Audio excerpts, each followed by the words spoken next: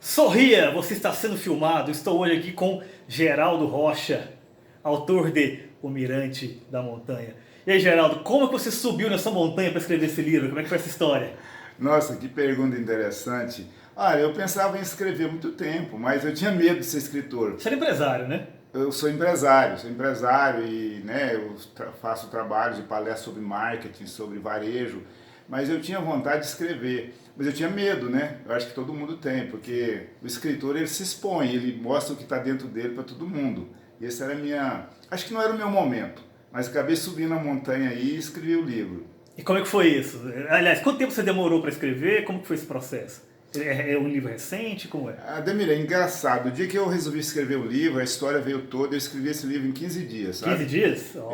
Eu comecei a escrever no Notas do iPhone, quando eu passei para o computador tinha 40 páginas escritas. Incrível! Mas eu publiquei na Bienal do Rio, né, através da Novo Século, editora de São Paulo, e estou trabalhando aí. Fizemos um lançamento aqui em Goiânia, muito legal. Lançamos pela Academia Crixaense de Letras, em Crixás, muito bem Cidade do recebido. Ouro, hein? Cidade do Não Ouro. é, não é por acaso que o livro é amarelo, ó. E é Cidade do Ouro e de Ursulino Leão, né? Do Fernando Leão, que é Ursulino puro Leão é de ouro da nossa lá, literatura. é verdade. Tá forte em Portugal, não tá? Conta pra gente isso. Então, o livro foi descoberto, né, por algumas pessoas em Portugal e ontem eu fui entrevistado pela Rádio Clube de Açores, pelo programa Planeta Mulher da Ilha Terceira e já me convidaram para lançar o livro lá também, quem sabe, né? Ah, isso é ótimo. Inclusive a literatura portuguesa contemporânea é muito forte. Inclusive me parece que está concorrendo a melhor romance contemporâneo. Está em um prêmio aí, né? Então, tem a editora Book Brasil lançou esse prêmio, né? Prêmio literário, não tem prêmio pecuniário, né? Mas ele dá um destaque grande e chama Prêmio Literário Book Brasil. A gente está concorrendo na categoria Melhor Romance Contemporâneo.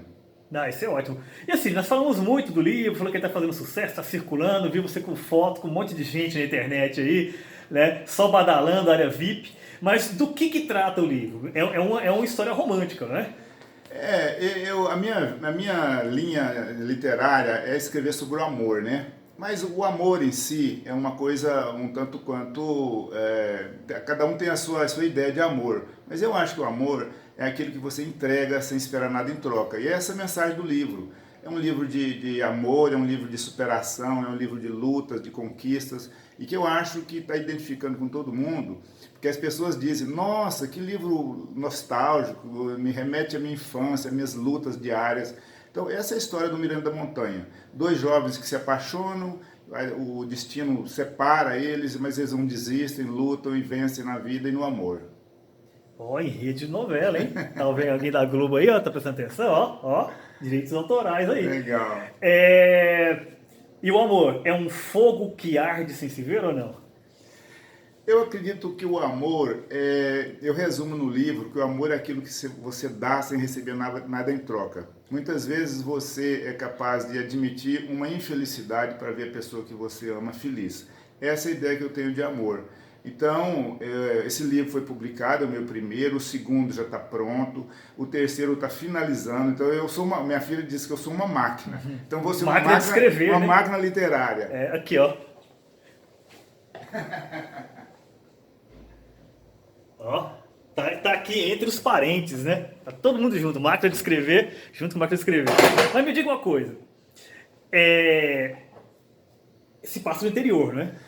Esse livro se passa no interior, é uma cidade fictícia, né, os personagens todos, e ele tem uma parte dele também que se desenvolve na capital.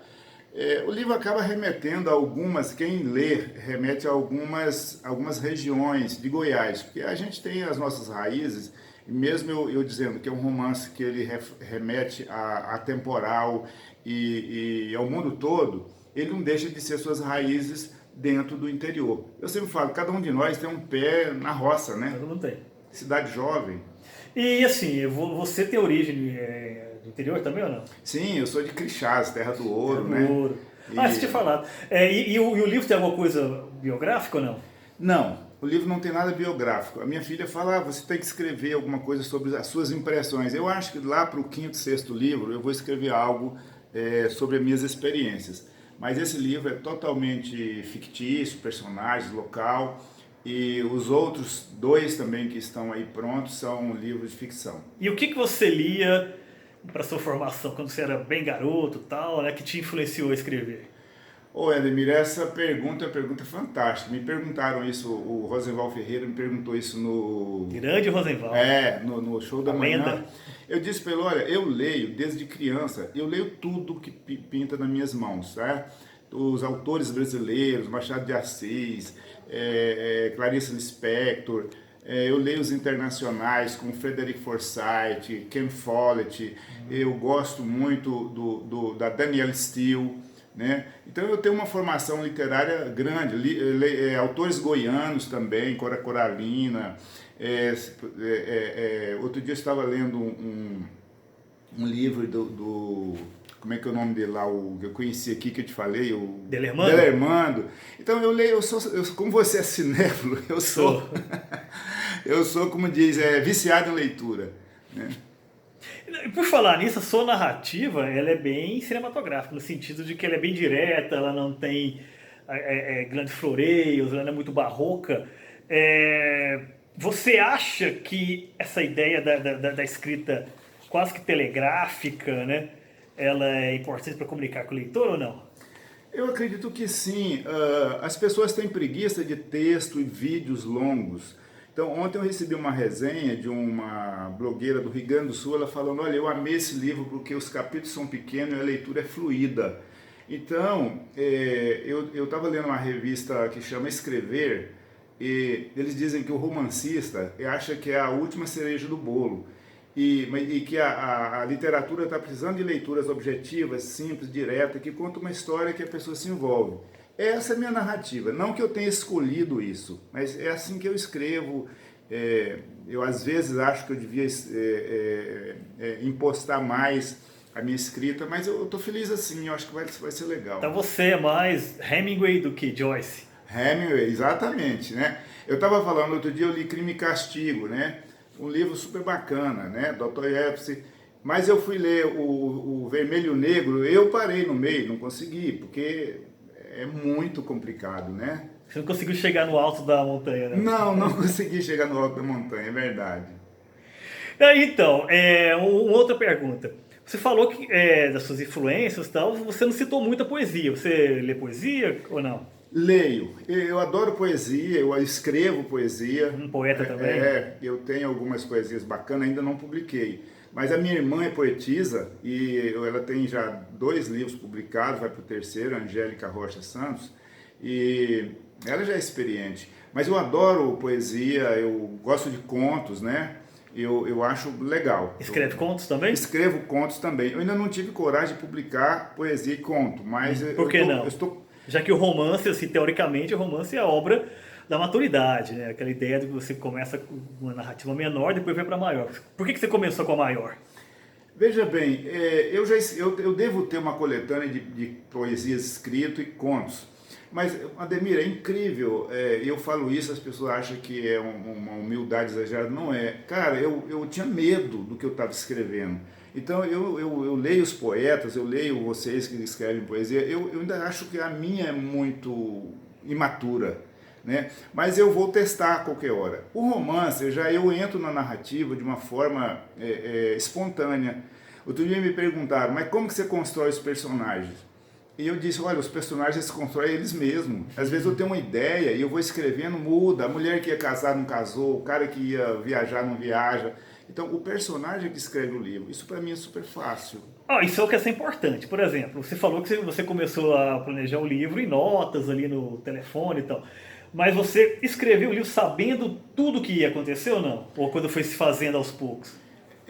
Quando eu começo a escrever, a história está feita na minha cabeça, começo, meio e fim.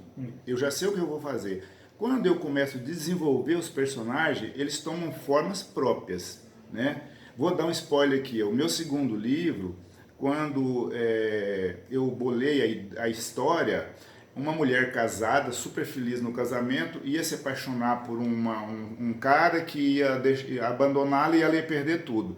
Quando eu comecei a escrever, a personagem era tão bonita que eu falei, não, ela não pode largar a família. eu tenho que arrumar outra história para ela. Uhum. No caso do Miranda da Montanha, por exemplo, a mãe de um dos personagens ia morrer, mas a história foi desenvolvendo e ela não podia morrer na história, né? Então você tem pena dos personagens, às vezes? A gente se apaixona por alguns, tanto quando o livro acaba, você fala, nossa, você fica órfão, sabe? Então, de certa forma, você age, né? Com seus atributos de Deus, né? Então, esse aqui sim, esse aqui não, aquele ali vai, aquele ali não vai. Diz que o escritor é o Deus do seu próprio mundo, né? Então você é um Deus benevolente, né? Não deixa de ser verdade. Mas acontece que eu deixo para o personagem tomar essa decisão, sabe? Quando a pessoa lê o meu livro, ele percebe que o personagem ele é dono da narrativa dele. E isso às vezes eu fico até perplexo, porque, nossa, mas eu estava pensando outra coisa, agora aconteceu isso, né? É interessante. Sim. Para fecharmos aqui, não vou fazer aquela pergunta clichê de qual livro você levaria para Ilha Deserta, não, mas vou fazer uma variação dela. No livro Fahrenheit 451, o Ray Bradbury fala dos homens livres, né? Pessoas que decoram o livro e se tornam aquele livro. Qual livro você decoraria e se tornaria esse livro? Nossa, essa pergunta é fantástica, né? Mas eu diria para você que um livro que eu fiquei apaixonado nele foi O Voo da Vespa, de Ken Follett. Eu achei que a narrativa foi maravilhosa, é um livro recém-lançado, tem aqui uns 12 meses, 24 meses por aí, vale a pena ler, sabe? Ah, então seria esse, você decoraria e seria ele. Eu gostei muito. Muito bem, então vamos levar esse livro para o topo da montanha, né? De rocha. Até mais. Tchau.